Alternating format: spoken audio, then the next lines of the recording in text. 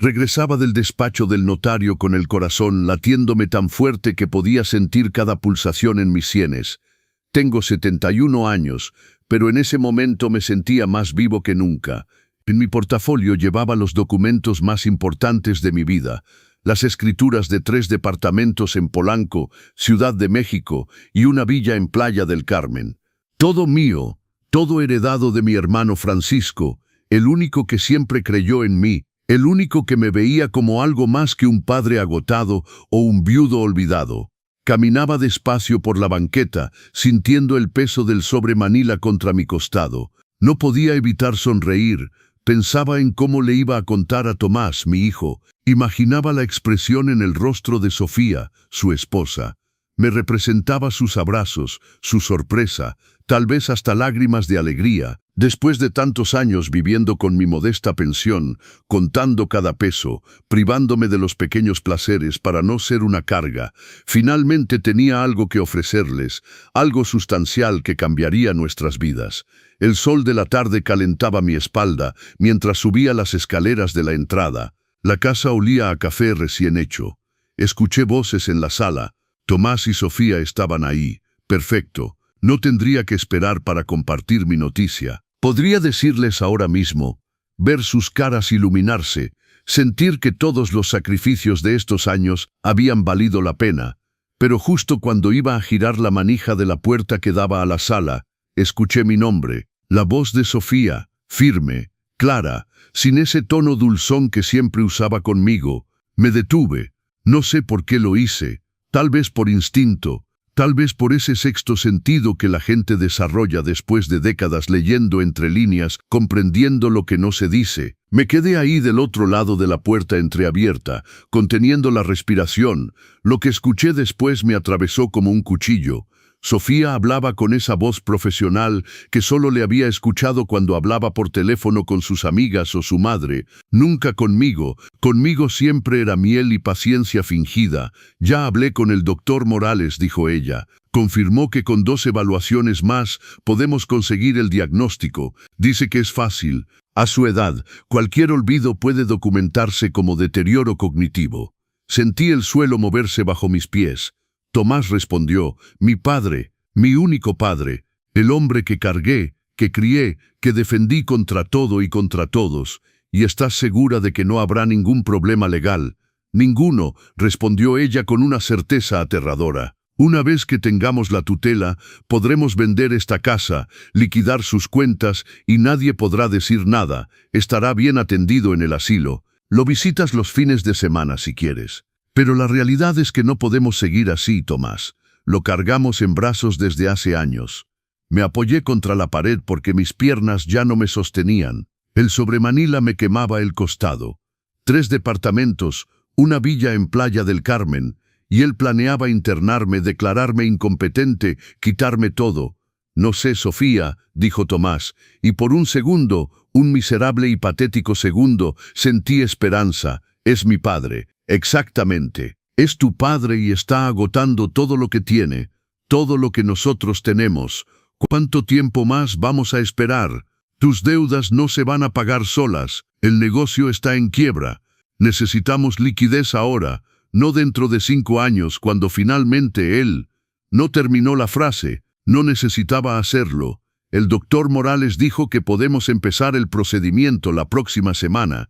Continuó Sofía. Ya tengo los formularios, solo necesitamos tu firma y la de él, pero eso es fácil. Le diremos que es para el IMISES o algo así. Firma todo lo que le ponemos enfrente. Tenía razón. Yo había firmado todo lo que me había pedido firmar estos últimos años. Confiaba en ellos. Confianza ciega.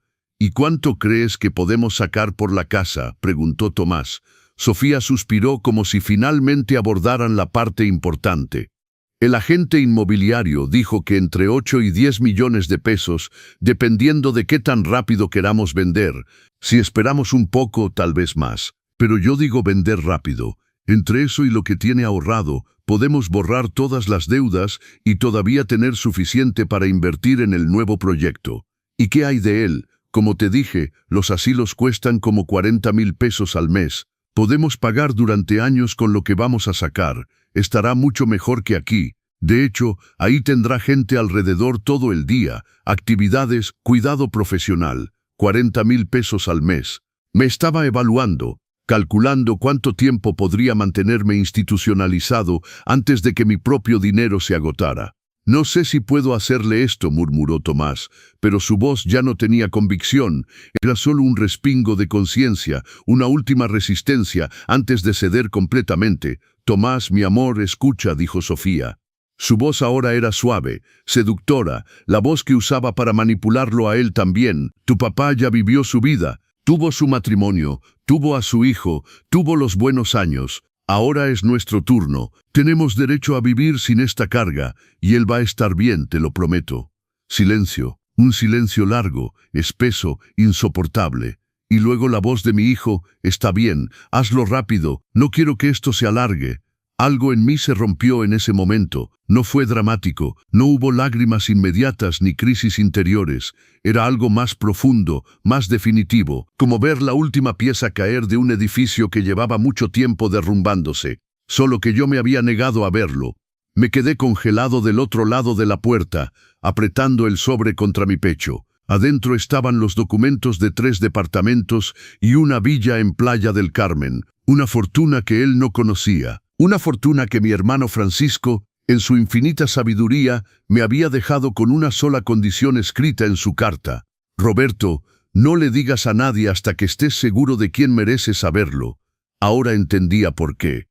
Tomé una respiración profunda, obligué a mis manos a dejar de temblar y retrocedí silenciosamente hacia la entrada. Abrí y cerré la puerta principal con ruido. Ya llegué, grité alegremente, casi cantando.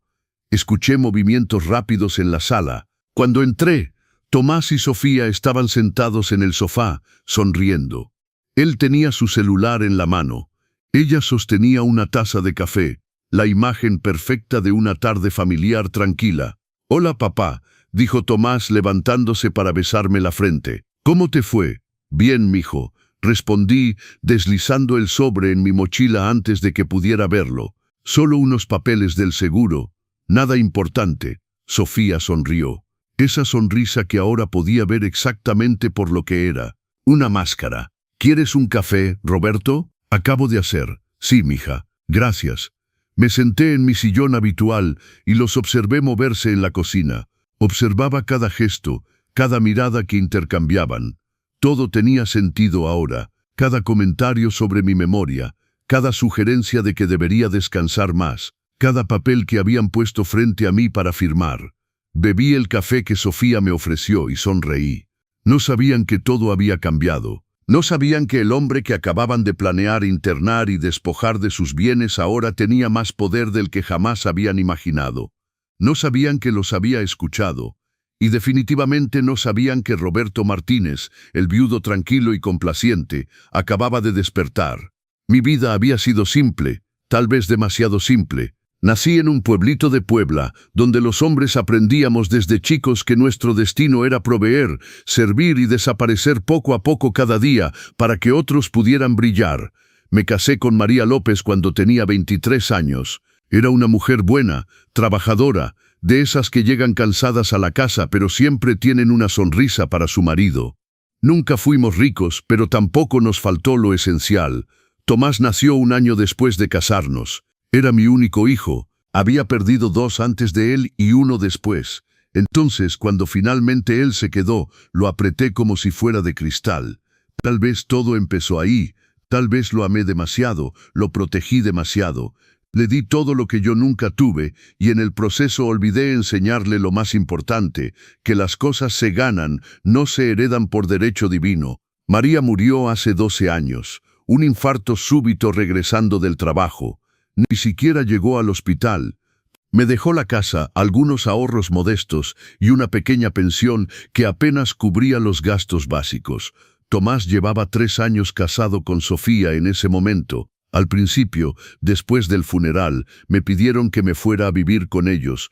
«No puedes quedarte solo, papá», decía Tomás. Pero me resistí. Todavía tenía mi fuerza. Todavía podía valerme solo, todavía tenía mi casa, mi espacio, mis rutinas. Durante 5 años viví así, visitándolos los domingos, recibiendo sus llamadas corteses a mitad de semana. Pero las cosas cambiaron cuando Tomás perdió su trabajo. Nunca me dijeron exactamente qué había pasado. Algo sobre recorte de personal, reestructuración, esas mentiras suaves que se cuentan cuando alguien es despedido. Sofía trabajaba, pero su sueldo no alcanzaba para mantener el estilo de vida al que se habían acostumbrado. El departamento caro en la Condesa, el coche nuevo cada año, las salidas a restaurantes, los fines de semana en Acapulco. Fue entonces cuando sus visitas se volvieron más frecuentes y las conversaciones más específicas. «Papá, esta casa es muy grande solo para ti», decía Sofía mirando alrededor con esos ojos calculadores que todavía no sabía leer. «¿No te sientes solo aquí?» «Estoy bien», respondía. Y era verdad, me gustaba mi soledad, me gustaban mis plantas en el jardín, mis programas de tele por la noche, mi desayuno en la terraza. «Pero piensa en lo práctico», insistía Tomás. «Si te pasa algo, si te caes, si te sientes mal en medio de la noche, nadie se va a dar cuenta hasta horas después». Tenían razón en eso, supongo. La vejez trae sus miedos.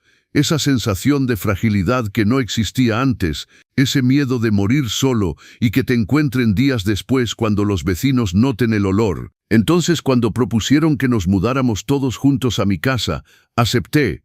Ellos venderían su departamento, pagarían sus deudas y viviríamos como una familia. «Será como antes, papá», decía Tomás, «como cuando yo era niño». Pero no fue como antes. Desde el primer día, las cosas fueron diferentes. Sofía reorganizó toda la casa para hacerla más funcional, decía. Mis muebles terminaron en el sótano, mis cuadros fueron reemplazados por los de ella, mi cocina fue rediseñada según su gusto. Poco a poco mi casa dejó de ser mía. Las comidas ya no eran momentos familiares, sino transacciones rápidas. Tomás comía viendo su celular. Sofía hablaba por teléfono con sus amigas. Yo me sentaba en silencio, sintiéndome cada vez más invisible en mi propia mesa. Los comentarios empezaron, pequeños al principio, casi imperceptibles. «Roberto, ¿ya le pusiste sal a esto? Porque parece que lo hiciste 2 veces. Papá, ¿te acuerdas que me pediste que comprara leche? Llevamos 3 botellas esta semana porque sigues pidiendo. Roberto, ¿otra vez dejaste la llave del agua abierta? Tienes que poner más atención». Cada comentario era una semilla de duda plantada en mi cabeza.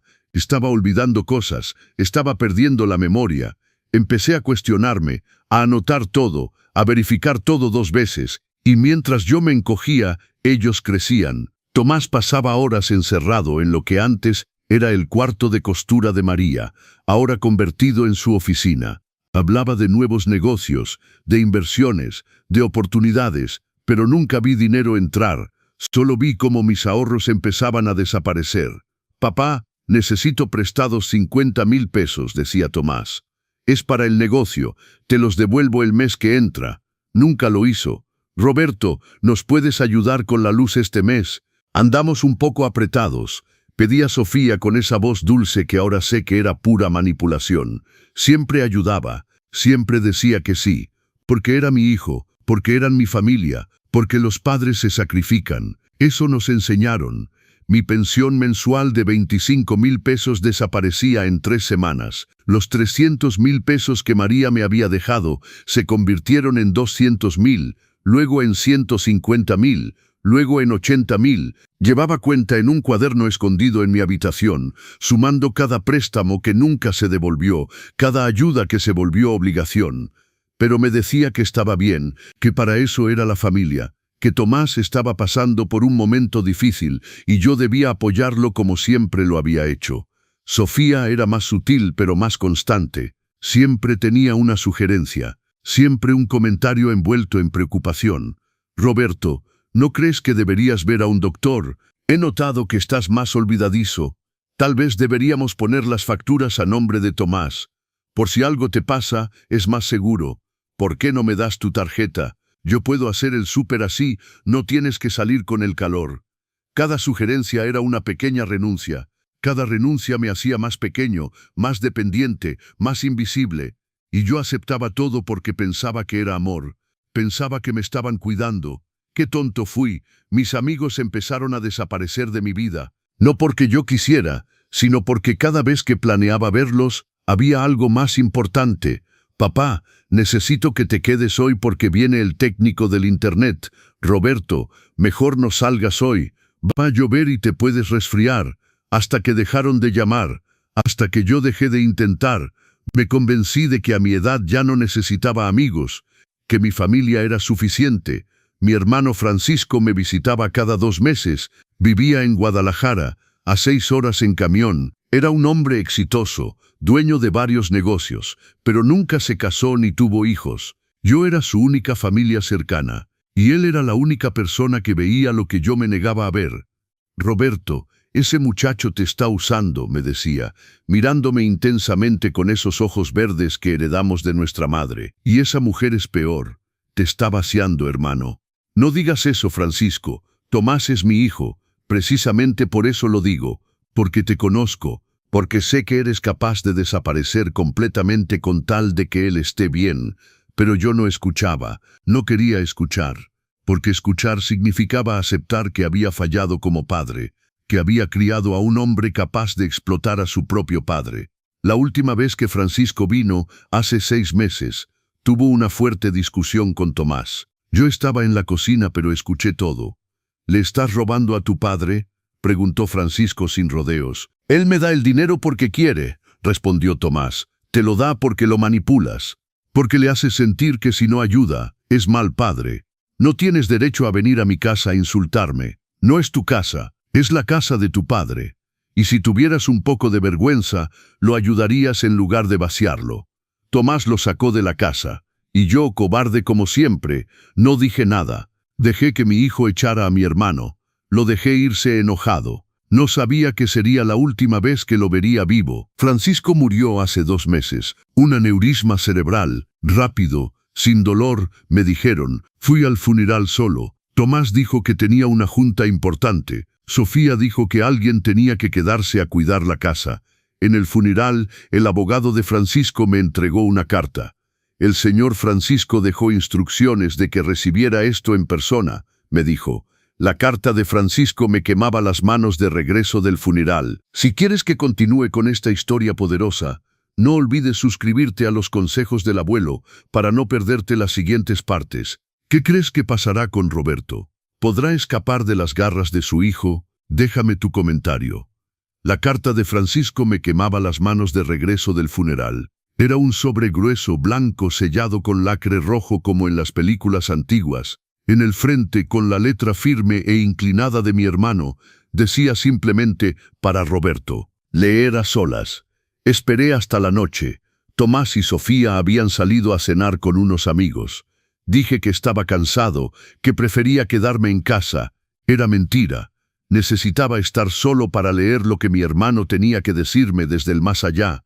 Me senté en la cama con la lámpara encendida y abrí el sobre con mano temblorosa. Adentro había 2 cosas, una carta manuscrita de varias páginas y un documento legal doblado. Empecé por la carta.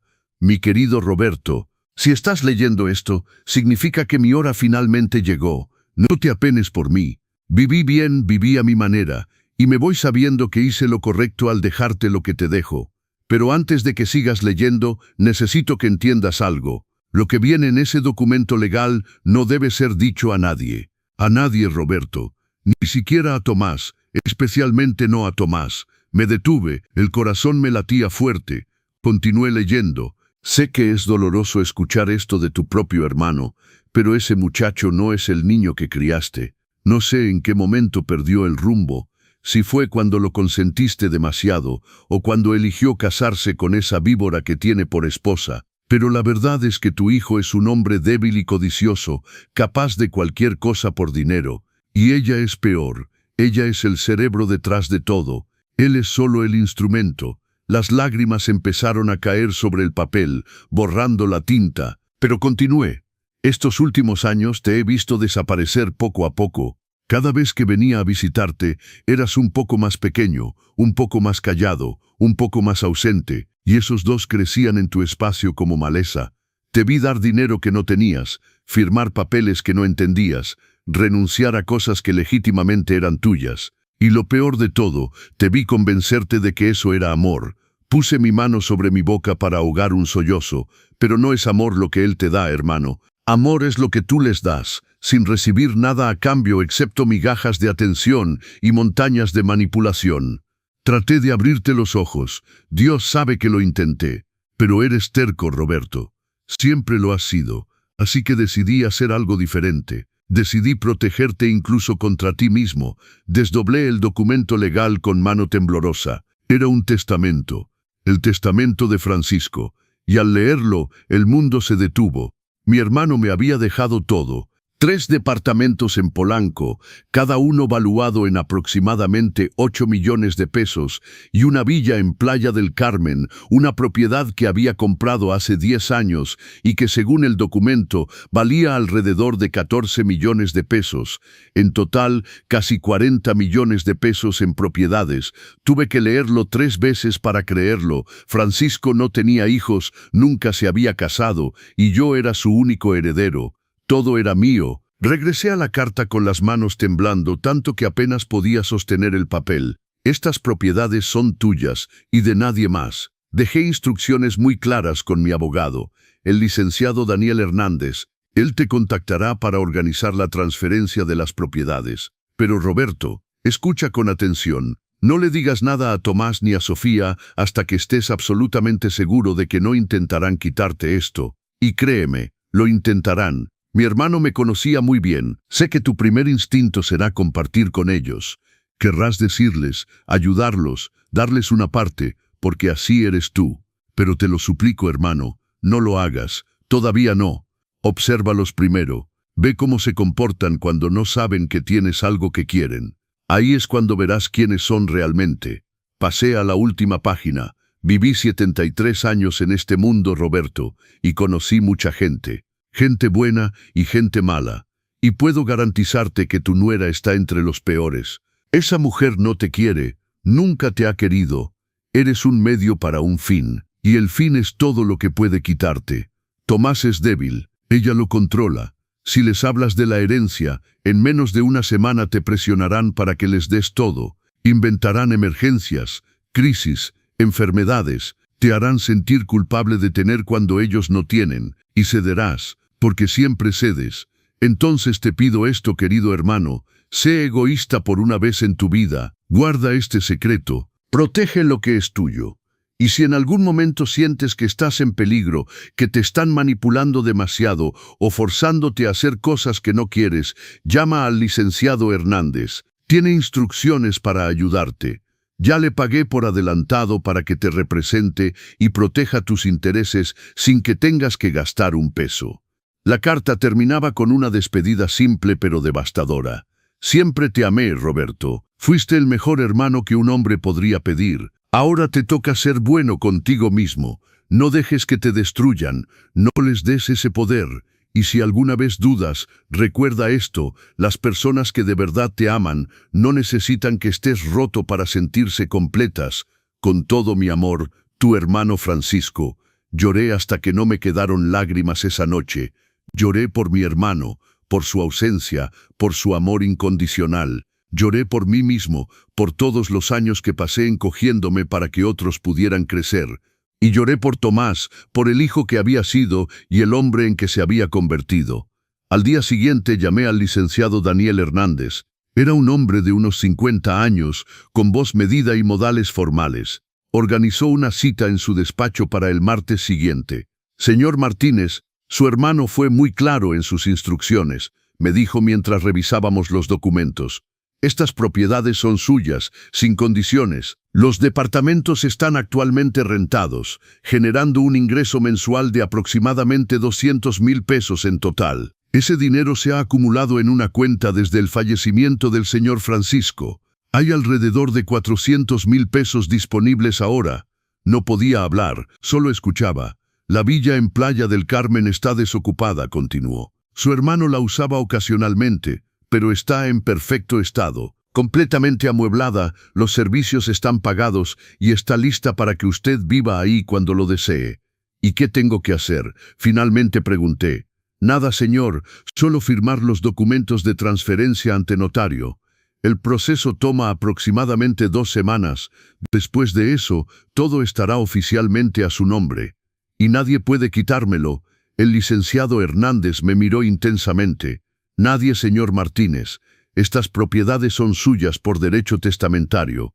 Nadie puede reclamarlas, venderlas o disponer de ellas sin su consentimiento expreso y documentado ante notario. Su hermano se aseguró de eso. Fue entonces cuando le conté todo. No sé por qué lo hice, tal vez porque necesitaba decirlo en voz alta, tal vez porque vi en sus ojos una comprensión que no encontraba en mi propia casa.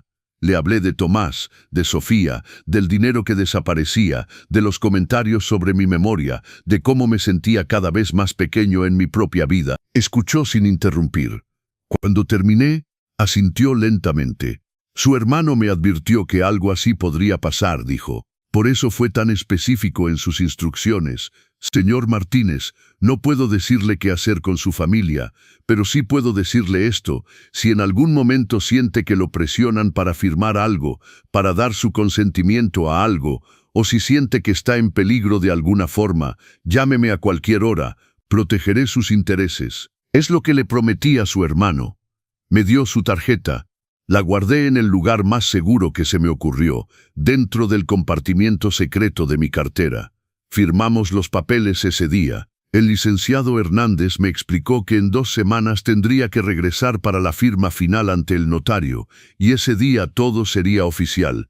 Mientras tanto, dijo, le sugiero que no comente esto con absolutamente nadie. Entendido, respondí. Pero mientras regresaba a casa con los documentos preliminares en mi portafolio, no podía evitar sentir una emoción que no había sentido en años. Era algo como esperanza, algo como poder. Por primera vez en mucho tiempo, tenía algo que él no sabía. Tenía un as bajo la manga. Tenía una salida. Y entonces, justo cuando llegaba a casa y estaba a punto de contarles todo porque mi corazón de padre no sabía guardar secretos, los escuché planear destruirme. Los días que siguieron a esa conversación fueron los más extraños de mi vida. Me movía por la casa como un fantasma que podía ver a los vivos pero no podía tocarlos. Sonreía cuando debía sonreír, asentía cuando debía asentir, pero por dentro estaba completamente despierto por primera vez en años, observando cada detalle con una claridad dolorosa. Empecé a recordar cosas pequeñas, que en su momento parecían insignificantes, pero que ahora cobraban un sentido completamente diferente. Era como si alguien hubiera prendido una luz en un cuarto oscuro y de repente pudiera ver todas las trampas que habían puesto en mi camino. Recordé esa vez hace 6 meses, cuando Sofía me pidió firmar unos papeles. «Es para actualizar el seguro de la casa, Roberto», me dijo con esa sonrisa dulce que ahora podía ver por lo que era. Una máscara. «Firma aquí. Firmé sin leer. Confiaba en ella. Creía que tenía mis mejores intereses en el corazón. Ahora me preguntaba qué diablos había firmado ese día. Recordé cuando Tomás me convenció de agregar su nombre a mi cuenta bancaria.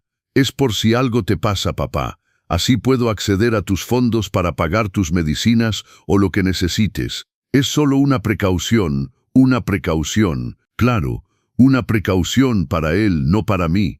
Desde ese día mi cuenta había empezado a vaciarse más rápido. Recordé las visitas médicas que Sofía organizó el año pasado.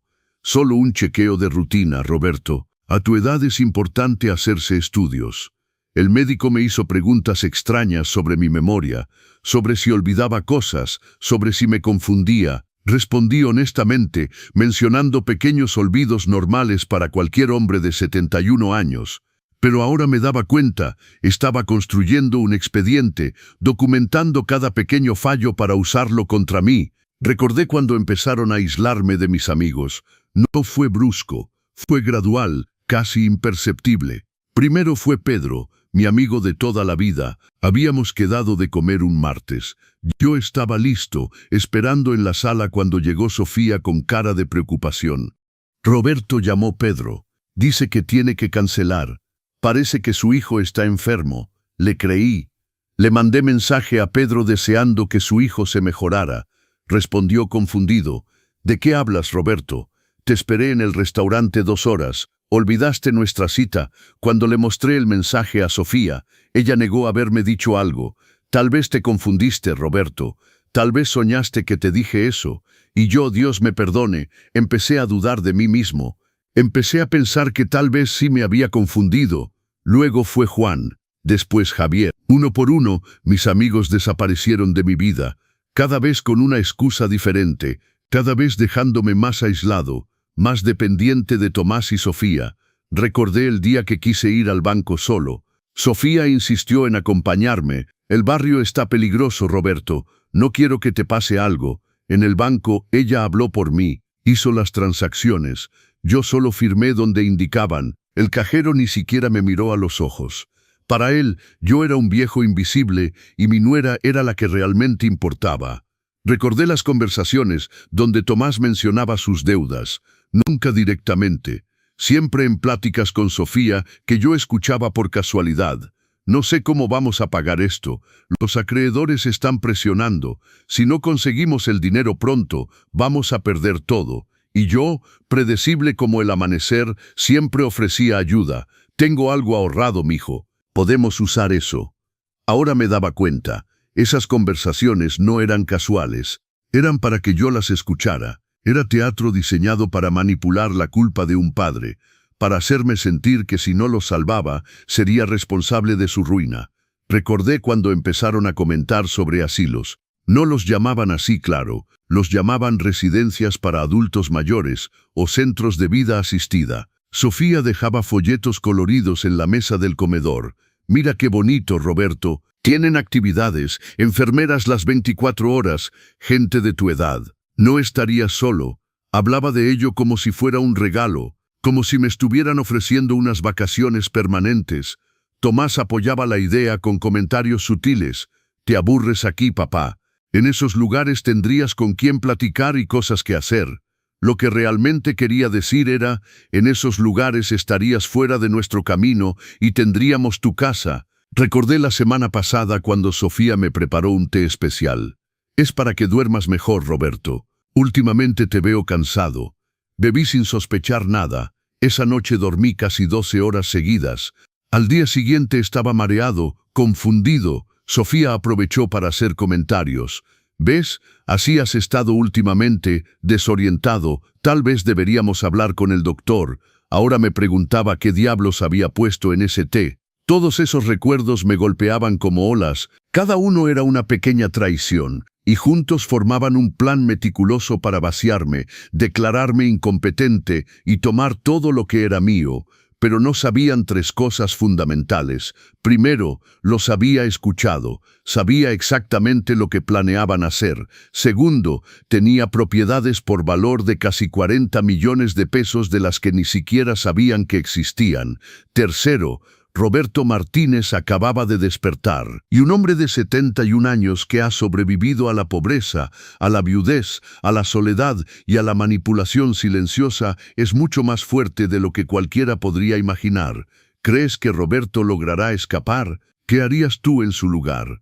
Déjame tu comentario y no olvides suscribirte a los consejos del abuelo para ver cómo continúa esta historia. Dale like si crees que Roberto merece justicia. Esa noche, mientras ellos dormían, saqué un cuaderno viejo del cajón de mi buró. Era un cuaderno que María me había regalado hace años, con tapas de piel gastada. Nunca lo había usado. Ahora tenía el propósito perfecto. En la primera página escribí, Diario de Defensa de Roberto Martínez, y empecé a anotar todo, cada fecha, cada conversación sospechosa, cada papel que me habían hecho firmar, cada vez que me alejaron de mis amigos, cada comentario sobre mi memoria, cada visita extraña al médico, todo. También anoté el nombre y número del licenciado Daniel Hernández, los detalles de mi herencia, las fechas importantes. La firma final ante el notario estaba programada para dentro de 10 días. Tenía que sobrevivir esos 10 días, sin despertar sospechas. Al día siguiente llamé a Pedro desde un teléfono público. No podía usar mi celular. Tomás había insistido en configurarlo mejor para mí hace unos meses. Ahora sospechaba que tenía acceso a todas mis llamadas y mensajes. «Roberto, ¿dónde has estado?», preguntó Pedro con voz preocupada. He tratado de llamarte, pero tu nuera siempre dice que estás descansando o que no te sientes bien. Pedro, necesito que me escuches y que no le digas esto a nadie, dije, y le conté todo. Cada palabra que había escuchado, cada parte del plan. Hubo un largo silencio del otro lado de la línea. Roberto, tienes que salir de esa casa, finalmente dijo. Esa gente es peligrosa, lo sé, pero todavía no puedo. Tengo que esperar a que un asunto legal se resuelva. 10 días más, solo necesito aguantar 10 días. Y si en esos 10 días te hacen firmar algo, si te llevan al médico y logran declararte incompetente, no voy a firmar nada más. Y si intentan llevarme al médico, me negaré. Haré un escándalo si es necesario. Pedro suspiró. Tienes mi número. Cualquier cosa, a cualquier hora me llamas. Y si en 2 días no sé de ti, voy a esa casa y armo el escándalo más grande que hayas visto. Gracias, Pedro. Eres el único amigo que me queda. Siempre fui tu amigo, Roberto. Fui yo quien dejó de insistir. Debí darme cuenta de lo que estaba pasando. Cuando colgué, sentí un peso levantarse de mi pecho. Alguien más sabía, alguien más estaba vigilando. Ya no estaba completamente solo. Esa tarde, Sofía me encontró en la cocina preparando café. Roberto, necesitamos hablar, dijo con esa voz seria que usaba cuando quería que algo pareciera importante. ¿Qué pasa, mija? Tomás y yo estamos preocupados por ti. Hemos notado que has estado muy distraído últimamente. Olvidas cosas, te confundes. Respiré profundo. Era el momento de actuar. ¿De verdad? No me había dado cuenta. Respondí con voz suave, mirándola directamente a los ojos. Por eso queremos llevarte con un especialista, un neurólogo, solo para una evaluación completa. Es por tu propio bien.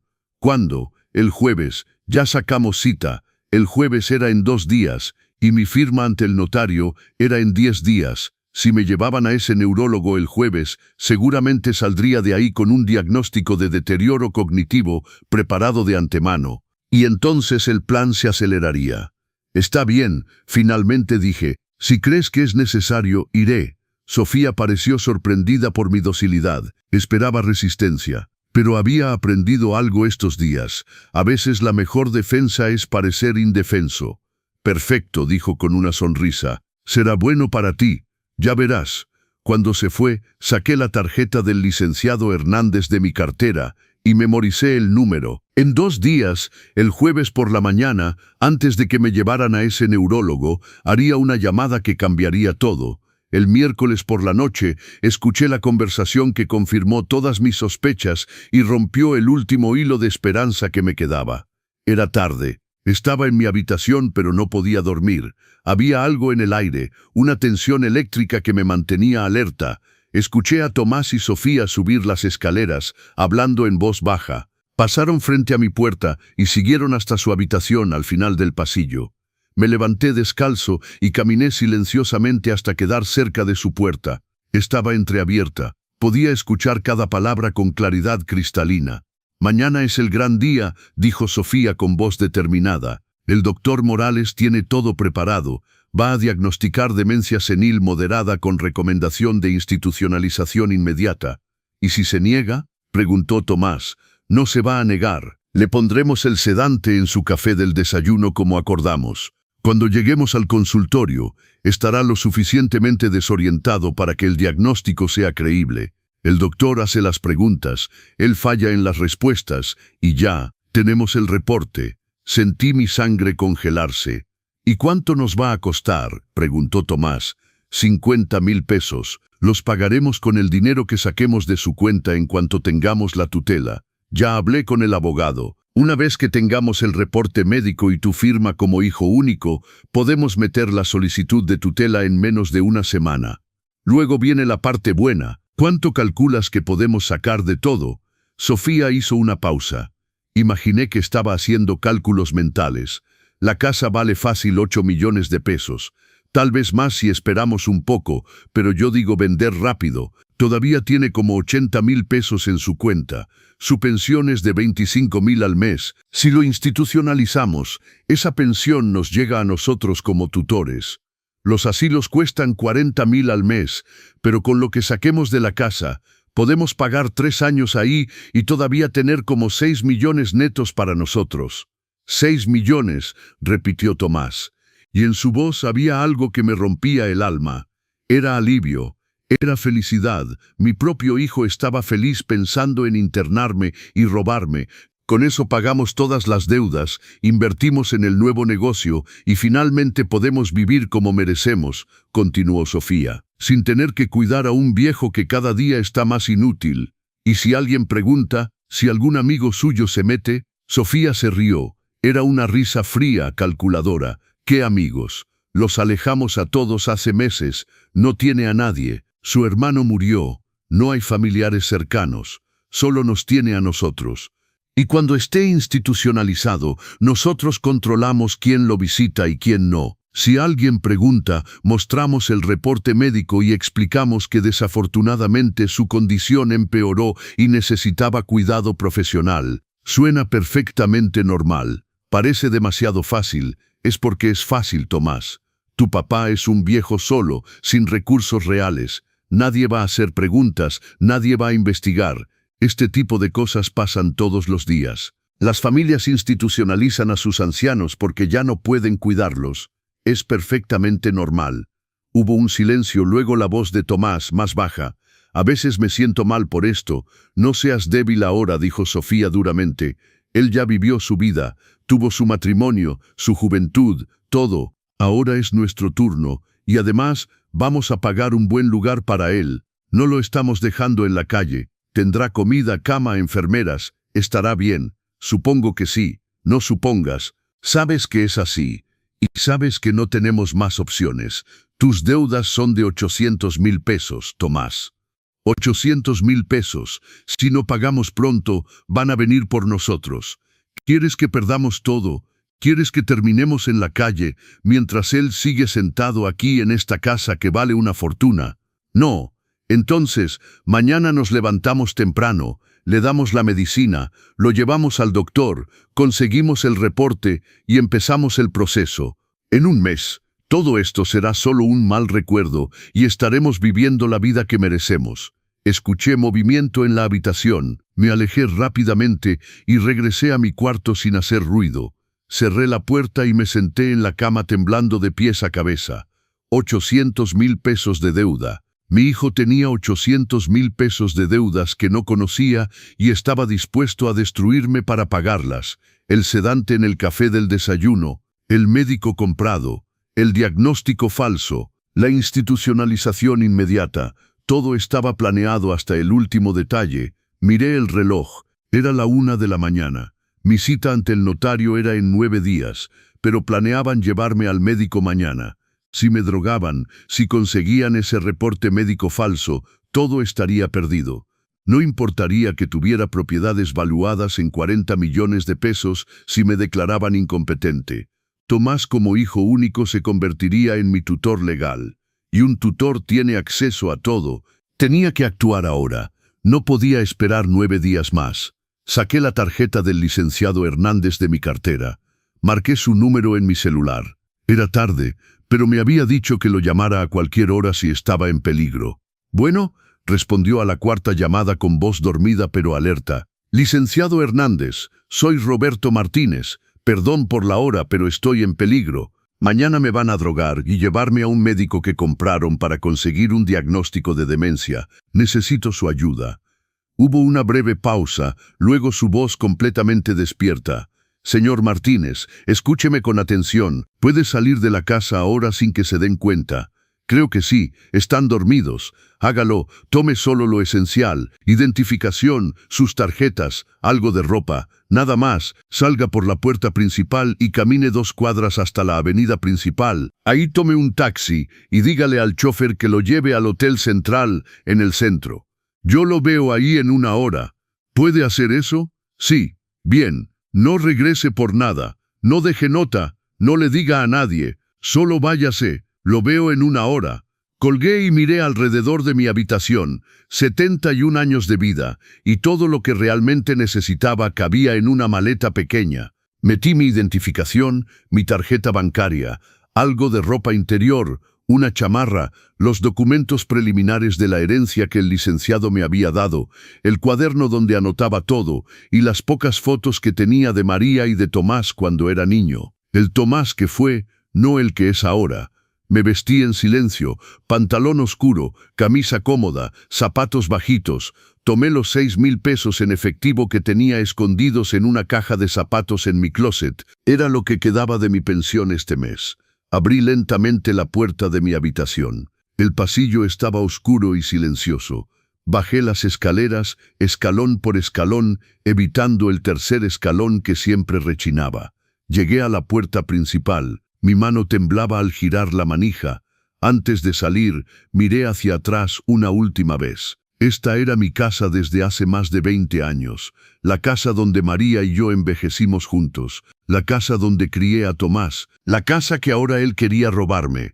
Salí y cerré la puerta sin hacer ruido. El aire de la noche era frío y limpio. Caminé rápido, casi corriendo las 2 cuadras hasta la avenida. Pasó un taxi y lo paré. «Al Hotel Central, por favor». Mientras el taxi avanzaba por las calles vacías, miraba por la ventana y veía a mi viejo yo alejarse, el hombre que había sido, el que siempre cedía, el que siempre perdonaba, el que siempre se hacía pequeño.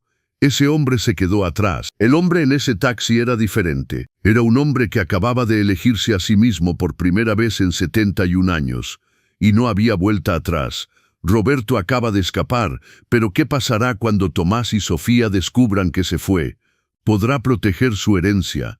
Si esta historia te está atrapando, dale like y suscríbete a los consejos del abuelo para no perderte la siguiente parte. Comenta, ¿hizo bien Roberto en escapar? El licenciado Daniel Hernández me esperaba en el lobby del Hotel Central cuando llegué.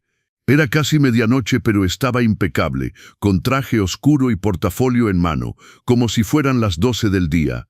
Me saludó con un gesto y me guió hacia un rincón discreto, donde podíamos hablar sin ser escuchados. «Señor Martínez, hizo lo correcto al salir de esa casa», dijo sin preámbulos. «Debemos actuar rápido. Mañana por la mañana, cuando descubran que no está, comenzarán a buscarlo. Llamarán a hospitales, a la policía, fingirán estar preocupados. Tenemos que adelantarnos. ¿Qué sugiere? Primero, vamos a proteger sus bienes inmediatamente. No podemos esperar 9 días más para la firma ante el notario. Haré algunas llamadas y conseguiré una cita de emergencia para mañana mismo. Las propiedades deben estar a su nombre lo más pronto posible». Me sentí incapaz de hablar. El alivio y el miedo se mezclaban en mi pecho. Segundo, necesito que me diga todo lo que ha firmado en estos últimos meses. Cada documento, no importa qué tan insignificante parezca. Durante la siguiente hora, le conté todo. Los supuestos papeles del seguro de la casa, la autorización para que Tomás operara mi cuenta bancaria, los formularios médicos, las evaluaciones con el doctor, todo. El licenciado tomaba notas con una expresión cada vez más grave. «Esto es peor de lo que pensaba», dijo. «Han estado construyendo un expediente contra usted desde hace meses. Pero hay algo que juega a su favor. Salió antes de que pudieran conseguir el reporte médico definitivo. Sin ese documento, no pueden proceder con la tutela. Y ahora que está bajo mi protección legal, cualquier intento de declararlo incompetente tendrá que pasar por mí. Pueden obligarme a regresar. Usted es un adulto con plena capacidad jurídica, tiene derecho a vivir donde quiera, pero debemos ser estratégicos. Mañana reportarán su desaparición. Dirán que sufre de demencia, que tal vez está desorientado y en peligro. ¿Y qué hacemos? Usted irá a la delegación voluntariamente y declarará que está bien, que salió de la casa por decisión consciente y que no desea regresar. Yo estaré con usted. También presentaré una solicitud de orden de restricción contra su hijo y su nuera, prohibiéndoles acercarse o intentar contactarlo. ¿Puedo hacer eso? No solo puede, sino que debe. Ellos representan una amenaza directa para su bienestar y sus bienes. Me registré en el hotel esa noche usando mi nombre completo. El licenciado Hernández pagó por una semana por adelantado. Considérelo un adelanto de los honorarios que su hermano ya pagó, dijo cuando intenté protestar. La habitación era simple pero limpia. Cama sencilla, baño pequeño, una ventana que daba a la calle. Me senté en la cama y por primera vez en horas lloré. no de tristeza, sino de liberación. Había salido, había escapado, estaba a salvo. A las 7 de la mañana, mi celular sonó. Era Tomás. Lo dejé sonar hasta que colgó. Inmediatamente volvió a sonar. Luego otra vez, y otra vez. Conté 17 llamadas consecutivas antes de que finalmente parara. Luego llegaron los mensajes. Papá, ¿dónde estás? Estamos preocupados. Por favor, contesta. Necesitamos saber que estás bien. Papá, esto no es gracioso. ¿Dónde te fuiste? Si no contestas, vamos a llamar a la policía. No respondí ninguno. A las 9 de la mañana, el licenciado Hernández vino a buscarme al hotel. Fuimos directo a su despacho, donde ya nos esperaba un notario que había contactado. En menos de 2 horas, todos los documentos fueron firmados, sellados y registrados. Los 3 departamentos y la villa en Playa del Carmen estaban oficialmente a mi nombre. Nadie podía tocarlos, nadie podía venderlos. Eran míos y solo míos. Ahora viene la parte importante, dijo el licenciado. Vamos a la delegación y hará una declaración oficial. En la delegación, una oficial de policía nos recibió. Su nombre era oficial Carolina Jiménez, con una mirada directa que me hacía sentir seguro. Le conté todo, cada detalle del plan que había escuchado, las drogas que planeaban darme, el médico comprado, la institucionalización forzada, todo. Escuchó sin interrumpir, tomando notas. Cuando terminé, me miró largamente. Señor Martínez, declara bajo juramento que su hijo y su nuera planeaban drogarlo y obtener un reporte médico falso para declararlo incompetente y apropiarse de sus bienes. Sí, y está en pleno uso de sus facultades mentales en este momento. Completamente. ¿Desea regresar a la casa? No, nunca. La oficial asintió y siguió escribiendo. Luego miró al licenciado Hernández. ¿Procederá legalmente? Solicitaremos orden de restricción y estamos evaluando presentar cargos penales por intento de fraude y maltrato a persona mayor, respondió. Muy bien, su declaración quedará registrada. Si su familia viene a reportar su desaparición, les informaremos que está bien y no desea contacto. ¿Algo más? Eso es todo por ahora. Gracias, oficial. Cuando salimos de la delegación, me sentía más fuerte. Cada paso que daba me alejaba más de la víctima que había sido y me acercaba al hombre que debía ser. ¿Y ahora? Pregunté. Ahora esperamos, dijo el licenciado. Intentarán encontrarlo, llamarán a hospitales, tal vez contraten a un detective privado, pero está legalmente protegido y mientras tanto organizaremos sus finanzas. Durante los días siguientes, el licenciado Hernández se convirtió en más que mi abogado. Se convirtió en mi aliado, mi protector, la única persona en quien podía confiar totalmente.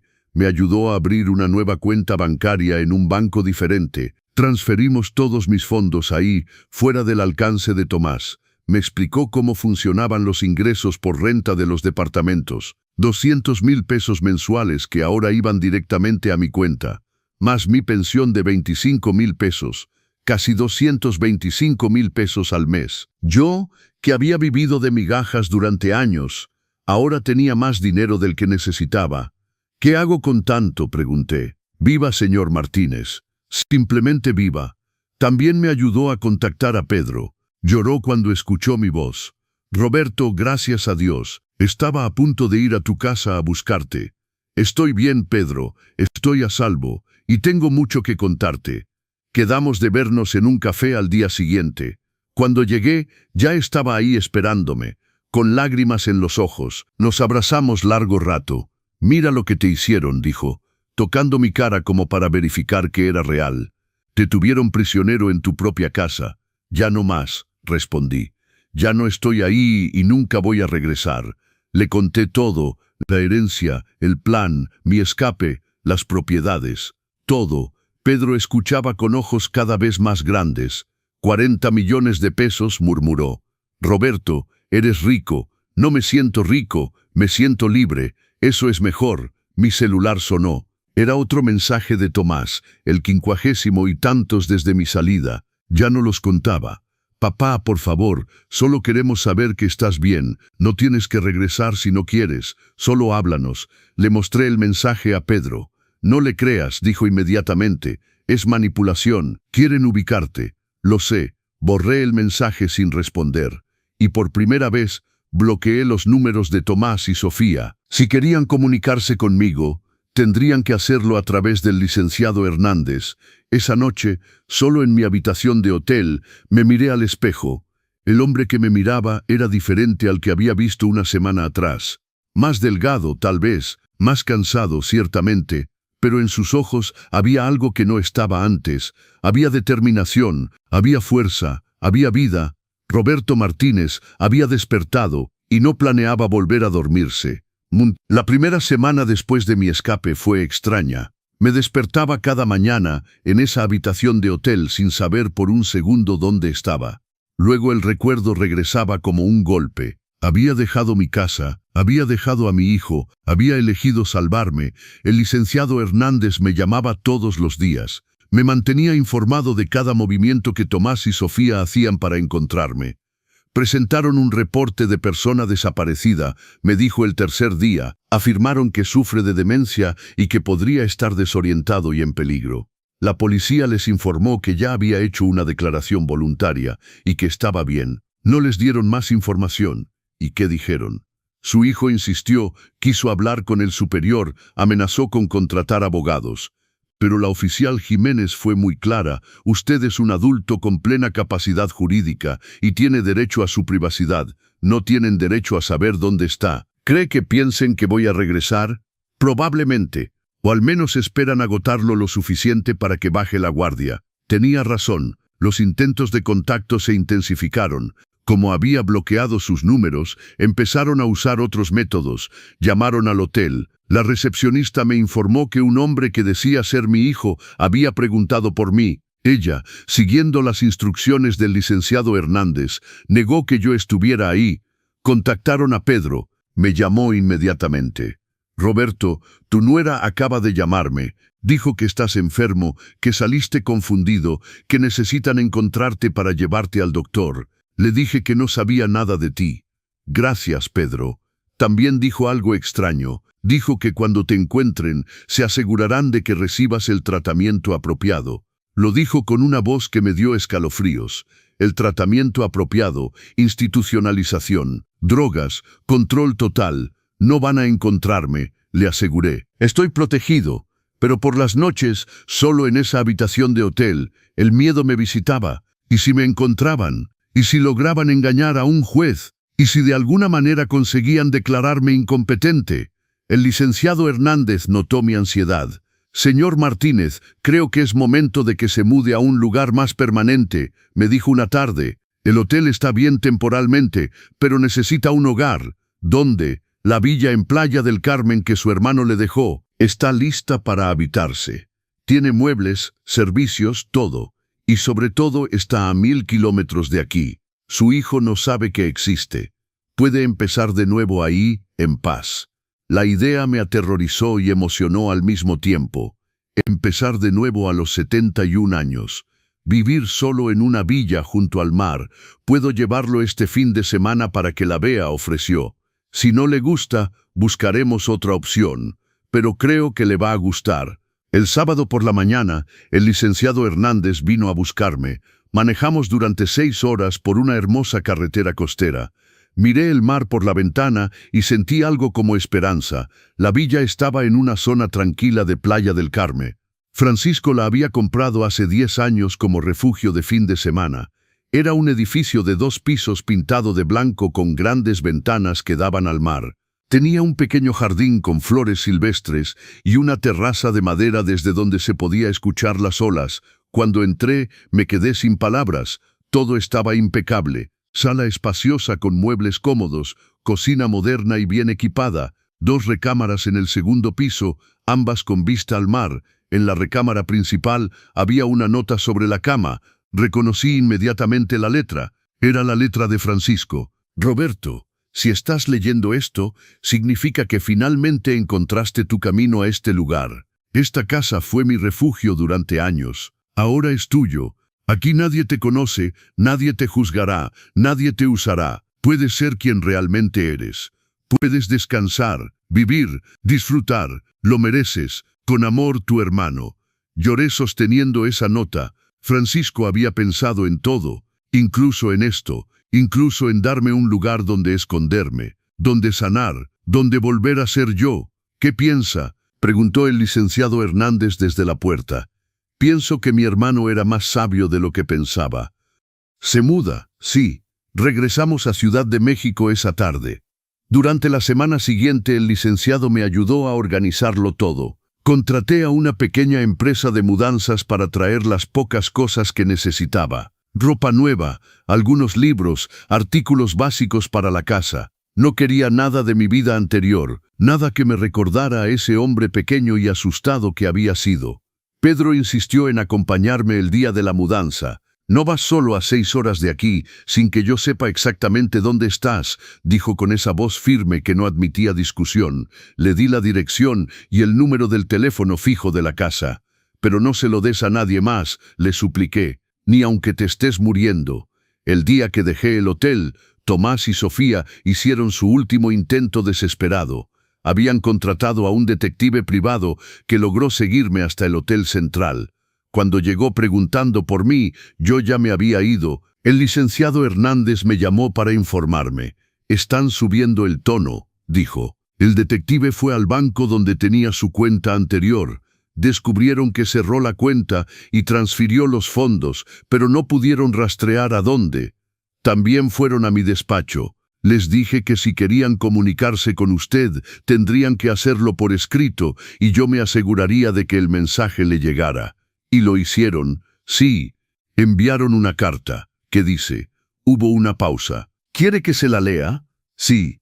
El licenciado se aclaró la garganta y empezó a leer con voz neutral. «Querido papá, no entendemos por qué hiciste esto, solo queríamos ayudarte, estábamos preocupados por tu salud. Si alguien te convenció de que teníamos malas intenciones, está mintiendo, somos tu familia, te queremos, por favor regresa a casa, podemos olvidar todo esto y empezar de nuevo. Tu hijo que te ama, Tomás». Silencio. «Señor Martínez, estoy aquí, ¿quiere que responda?» Pensé en esa carta, en cada palabra cuidadosamente elegida, en la manipulación disfrazada de amor, en la mentira envuelta en preocupación. «No», finalmente dije, «no quiero responder, que piensen lo que quieran, yo ya sé la verdad». «¿Hay algo más?» Intentaron acceder al registro de propiedad. Querían ver si había comprado o vendido algo recientemente. No encontraron nada porque las propiedades fueron registradas a su nombre antes de que empezaran a buscar. Pero están investigando sus finanzas. Podrían descubrir la herencia eventualmente. Pero para entonces ya estaré establecido en mi nueva vida. Exacto. Y legalmente no pueden hacer nada. Las propiedades son suyas. Roberto está a punto de empezar su nueva vida en Playa del Carmen. Pero será realmente el final de sus problemas. ¿Qué pasará cuando Tomás descubra la herencia? No te pierdas la siguiente parte. Dale like si crees que Roberto merece esta nueva oportunidad y suscríbete a los consejos del abuelo para saber cómo termina todo. Me mudé a Playa del Carmen un martes por la mañana. Pedro me acompañó y pasó el día ayudándome a acomodar todo. Cuando terminamos, nos sentamos en la terraza, tomamos café y miramos el mar. «Es hermoso», Roberto dijo. «Tu hermano te hizo un regalo. Me dio una nueva vida. ¿Tienes miedo? Tengo miedo, pero también tengo algo que no tenía antes». «¿Qué?» «Paz». Pedro se quedó esa noche.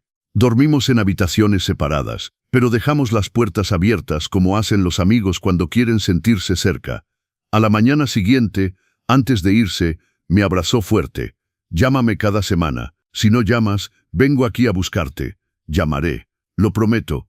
Cuando se fue, estuve solo por primera vez en mi nueva casa. Caminé descalzo por la playa. Sentí la arena fresca entre los dedos. Escuché las gaviotas. Respiré el aire salado. Y por primera vez en años, me sentí vivo. Esa noche encontré algo más en la casa. En un cajón de la cocina había un sobre con mi nombre. Adentro había 50,000 pesos en efectivo y otra nota de Francisco. «Para emergencias, para que nunca te sientas atrapado. Para que siempre tengas una salida». Mi hermano me conocía mejor de lo que yo me conocía a mí mismo. Había anticipado cada necesidad, cada miedo, cada momento de duda. Guardé el dinero en un lugar seguro y conservé la nota en mi corazón.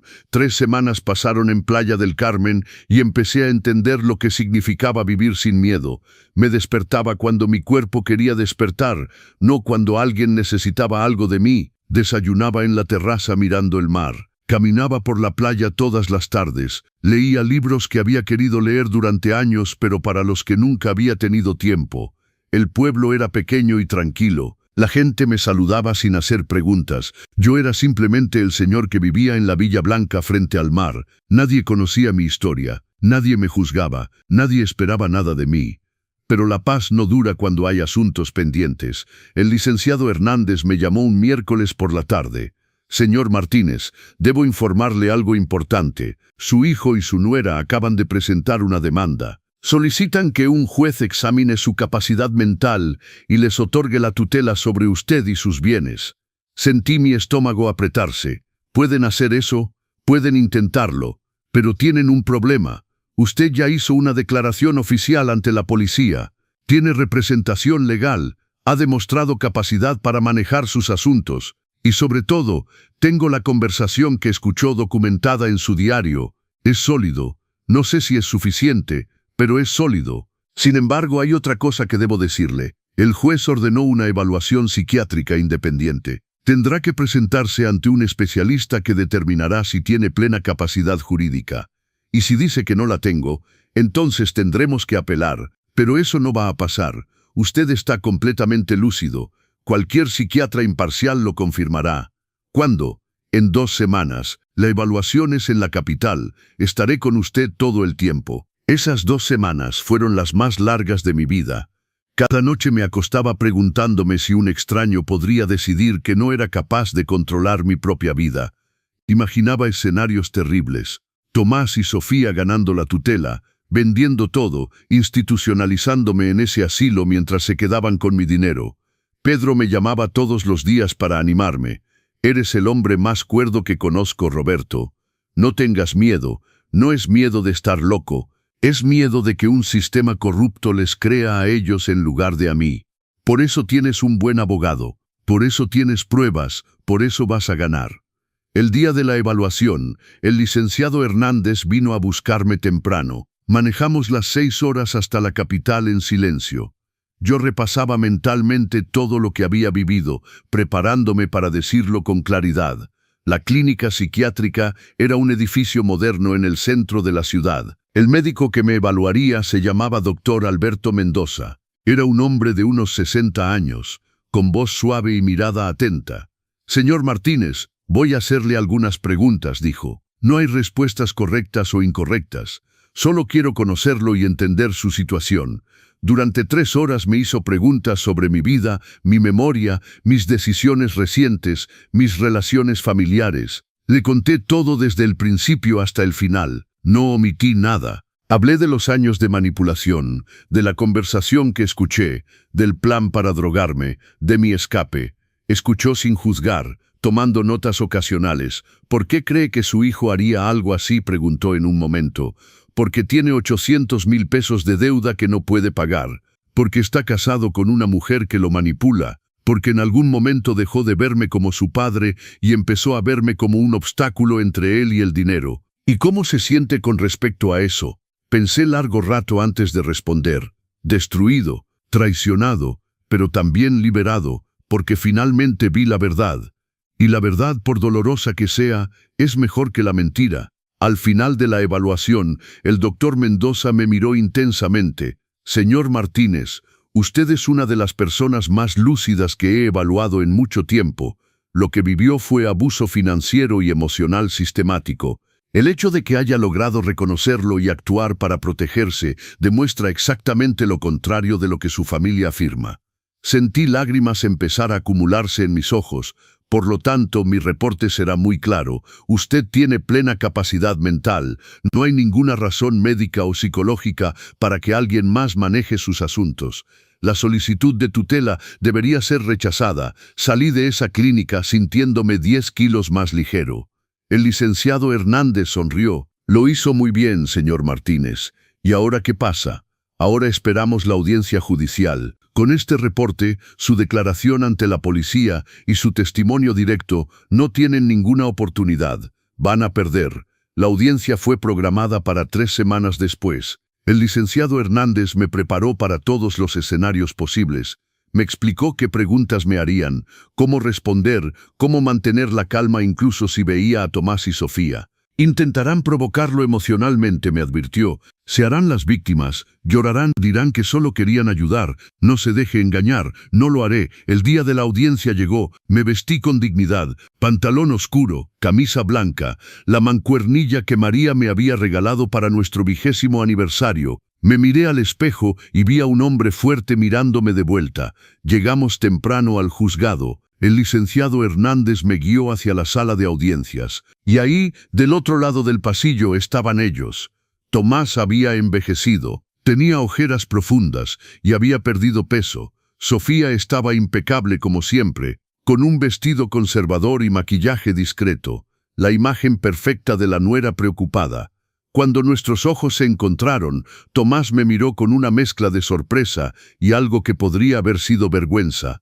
Sofía me miró con puro odio. «Papá», dijo Tomás dando un paso hacia mí. El licenciado Hernández intervino inmediatamente. «Señor Martínez, hay una orden de restricción que prohíbe el contacto directo. Por favor, mantenga su distancia. Solo quiero hablar con mi papá. Podrá hacerlo durante la audiencia bajo supervisión del juez». Entramos a la sala. La juez era una mujer de unos 50 años con expresión seria. Su nombre era jueza Laura Ramírez y tenía reputación de ser justa pero rigurosa. El abogado de Tomás y Sofía presentó su caso primero. Hablaron de mi edad, de supuestos olvidos, de mi comportamiento errático al dejar la casa sin aviso. Presentaron el testimonio del médico que iban a usar para drogarme, quien declaró que yo mostraba signos de deterioro cognitivo.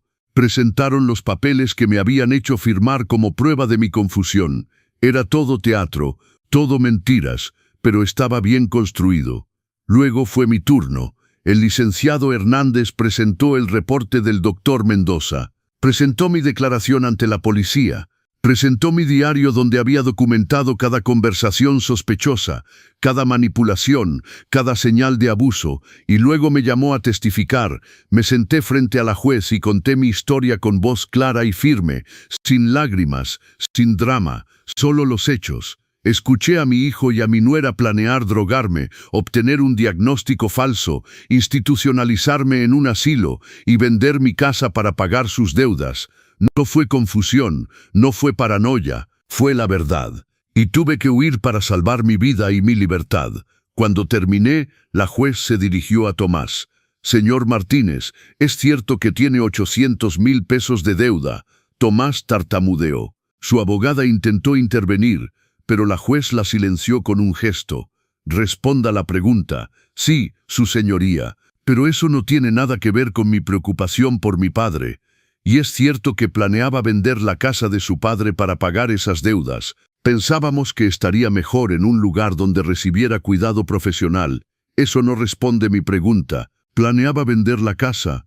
Era una opción que estábamos considerando». La juez escribió algo en sus notas y luego me miró. «Señor Martínez, ¿desea tener algún contacto con su hijo?» «No, su señoría. ¿Y se siente capaz de manejar sus propios asuntos?» «Completamente». La juez cerró el expediente. «La solicitud de tutela es rechazada. El señor Roberto Martínez tiene plena capacidad jurídica. La orden de restricción permanece en vigor». Caso cerrado. Tomás y Sofía salieron furiosos. No me miraron, no dijeron nada, simplemente se fueron. Salí del juzgado con el licenciado Hernández y respiré profundo.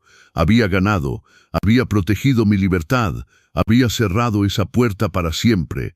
Roberto ganó en el juzgado, pero ¿cómo será su vida después de todo esto? ¿Podrá finalmente encontrar la paz que merece? No te pierdas el final de esta increíble historia.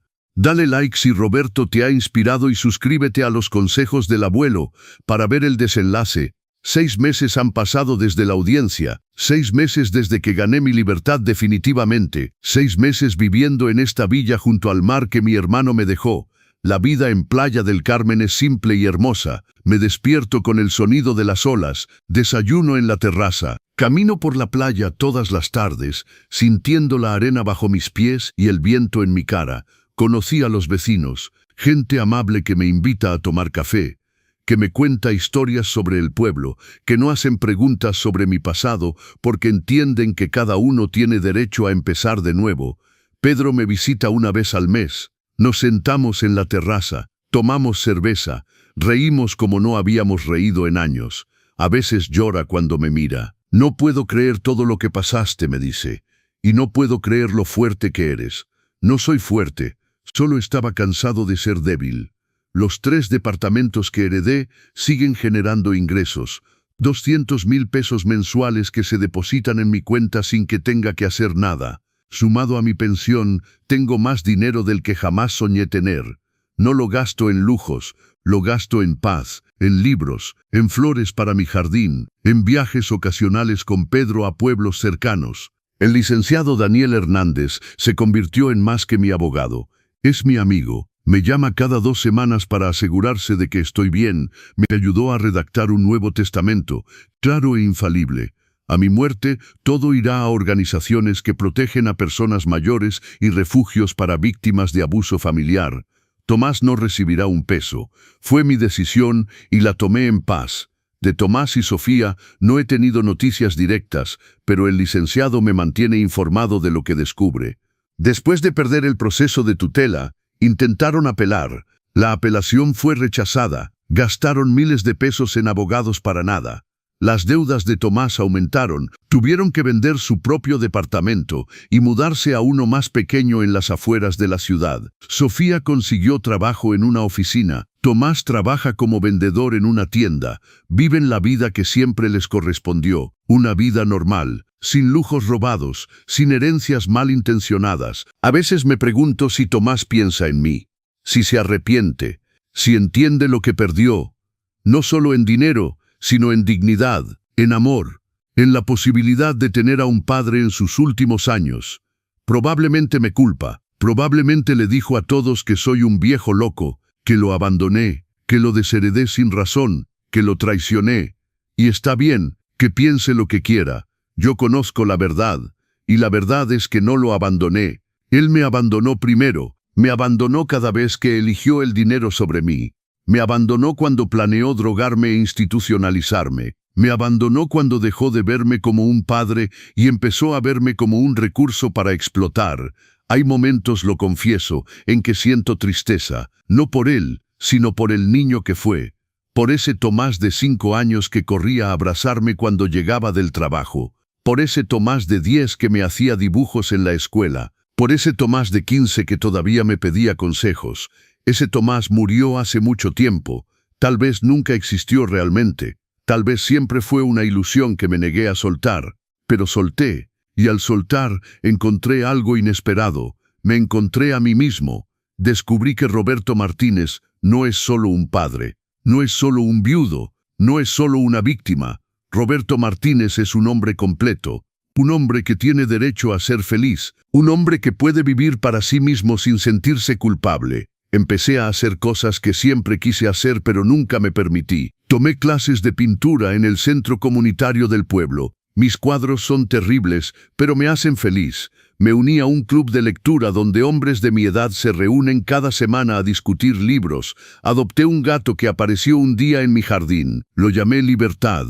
Una tarde, mientras pintaba en la terraza, una joven del pueblo se acercó. Se llama Elena Hernández. Es sobrina del licenciado y trabaja como trabajadora social. Señor Roberto, me dijo tímidamente, mi tío me contó su historia. Espero que no le moleste. No me molesta, es solo que trabajo con personas mayores en situaciones de abuso y me preguntaba si alguna vez ha considerado compartir su experiencia. Hay tantos hombres y mujeres que viven lo que usted vivió, tantos que no saben cómo salir. Su historia podría ayudarlos. Lo pensé.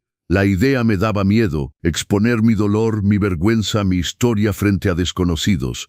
Pero entonces recordé los años que pasé sintiéndome solo, creyendo que era el único, pensando que tal vez yo era el problema. Está bien, dije, lo haré. Ahora, una vez al mes, voy al centro comunitario y hablo con grupos de hombres y mujeres mayores. Les cuento mi historia, Les digo que no están solos. Les digo que el amor verdadero nunca los hace sentir pequeños.